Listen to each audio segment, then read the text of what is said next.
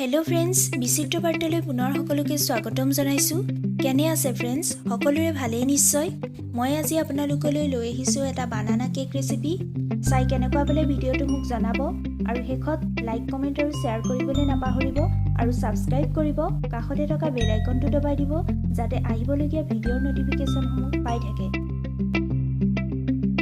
Banana cake ৰেচিপিটোৰ কাৰণে মই প্ৰথমতে লৈছোঁ কল 4টা। আপোনালোকৰ ঘৰত যদি খুব বেছিকৈ পকি যোৱা কল থাকে তেনেহ'লে এইটো কাম কৰিবলৈ খুব ভাল হয়। আৰু আচলতে বানানা কেক ৰেচিপিৰ কাৰণে খুব বেছি ৰ দি পকা আচলতে কল হ'ব লাগে, সেইটো খুব ভাল হয়। মই এনেধৰণে 4টা কল মই গুচাই লৈছোঁ। এয়া দেখিছানে, এই কলখিনি মই বাকলি গুচাই ল'লোঁ। 5টা কল লৈছোঁ আৰু এই কাটা চামুচখনেৰে মই এই কলখিনি ভালকৈ লাহে লাহে ফেটিম। অলপ অলপকৈ মই সেইখিনি কাটি ফেটি দিম। বহুত বেছি ফেটিবও নালাগে। চাই থাকক মই কেনেকৈ ধৰণে ফেটিছোঁ। এয়া এই ধৰণে সম্পূৰ্ণ হৈ গৈছে মোৰ ফেটা। ফেটি লোৱা কলখিনিত মই প্ৰথমতে দিছোঁ এটা ঘৰুৱা ডিম। এইটো লোকেল ডিমেই দিছোঁ, মই এটা দিব দিম। মই এনেকৈ ধৰণে এটা দি ল'লোঁ। ডিমটো এই ধৰণে এই কলখিনিত মই এতিয়া এখন সেই চামুচখনেৰে ফেটি লৈছোঁ। ভালদৰে মিহলাই ল'ব সেইখিনি।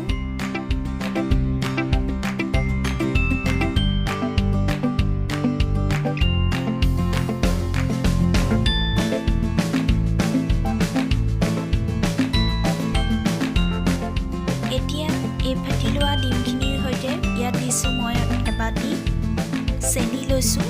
এই বাতিটোৰে জোখাৰে এটা প্লাষ্টিকৰ বাতি লৈছোঁ, তাৰ জোখাৰে মই এক বাতি মিক্সিত গুড়ি কৰি লোৱা চেনি লৈ লৈছোঁ। সেইখিনিও মই ভালদৰে ফেটি লোৱাখিনি মিক্স কৰি দিছোঁ। এতিয়া ইয়াত দিছোঁ মই 1 চামুচ বেকিং পাউডাৰ আৰু 4/4 1 চামুচ বেকিং ছ'ডা দিছোঁ আৰু এইখিনিও ভালদৰে মই মিক্স কৰি লৈছোঁ।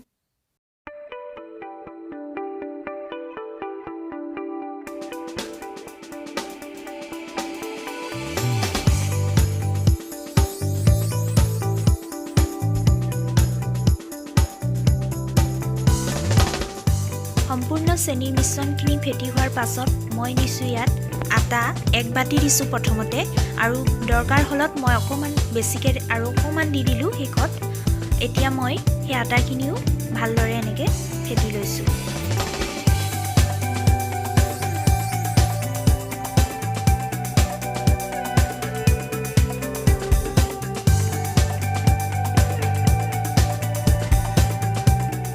তাৰ লগে লগে এইটো যে দেখিছে, মই লৈছোঁ এটা টিফিন বাতি। ইয়াত মই ৰিফাইন তেল অলপ সানি তাত আটা গুড়ি অলপ কেউকাষে সানি ল'লোঁ। মই এই টিফিনটোতেই ভৰাম আৰু সেই ভৰাই পেলাই ইয়াতেই মই কেনেধৰণে বনাওঁ চাওক। আৰু শেষত মোৰ দিবলৈ থাকি গৈছিলে ৰিফাইন তেল আধা বাতি দিছোঁ, সেই বাতিটোৰে আধা বাতি মই দি দিছোঁ। আৰু এতিয়াও মই সেই মিশ্ৰণখিনি সম্পূৰ্ণ ফেটি লৈছোঁ। অলপ ডাঠ যেন লগাত মই তাত অকণমান আমুল তাজা গাখীৰ মই ব্যৱহাৰ কৰিছোঁ। সেই আমুল তাজা গাখীৰো অকণমান মিশ্ৰণটো ডাঠ হোৱা যেন দেখাৰ কাৰণে মই তাত অকণকৈ এই আমুল তাজা দি লৈছিলোঁ। এতিয়া এই মিশ্ৰণটো এনেকুৱা ধৰণৰ হৈছে চাওকচোন। বেছি ঢিলা কৰিবও নালাগে আৰু বেছি খুব টাইট কৰিবও নালাগে। আচলতে ইমানটো ডাঠ বা পাতল হ'লেই হ'ব। মই দেখুৱাই আছোঁ যিমানটো ধৰণে মই দেখুৱাইছোঁ সিমানটো ধৰণেই ল'ব পাৰিব।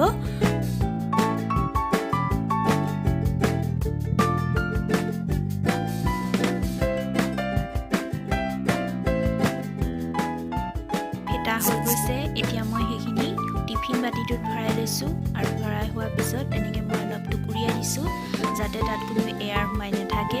সম্পূৰ্ণ এনেদৰে কৰাৰ পাছত মই এতিয়া সাঁফৰ মাৰিলোঁ। এতিয়া মই 1 ঘণ্টামান গৰম কৰি থোৱা বালিত মই বাহিৰত চৌকা জ্বলাই লৈছোঁ। এনেকৈ 1 ঘণ্টামান বালিখিনি মই গৰম কৰি ল'লোঁ আৰু তাত গৰম হৈ থকা বালিখিনি মই এইদৰে টিফিন বাতিটো বহুৱাই দিছোঁ। ইয়াত এনেকৈ বালিখিনি অলপ চপাইও দিব আৰু ইয়াত মই এতিয়া ঢাকন মাৰি সেইখিনি 45 মিনিট সময় ৰওঁ।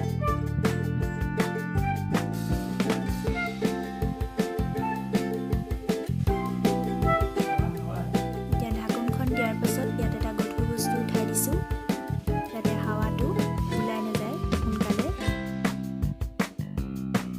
এয়া মোৰ কেক ৰেডি হৈ গ'ল। খুব গৰম, আচলতে গৰমে গৰমে খুলিছোঁ, একদম বহুত বেছি সময় হৈ গ'ল। মই কিবা এটা কামত বিজি থাকোঁতে মই সেইটো চাবলৈ থাকি গ'ল। অলপ মোৰ তলফালে অকণমান লাগি ধৰিলে। মই এপাকত উলটিয়াই দিছিলোঁগৈ, কিন্তু ওপৰৰ ঢাকনিখনতো অকণমান লাগি ধৰিলে।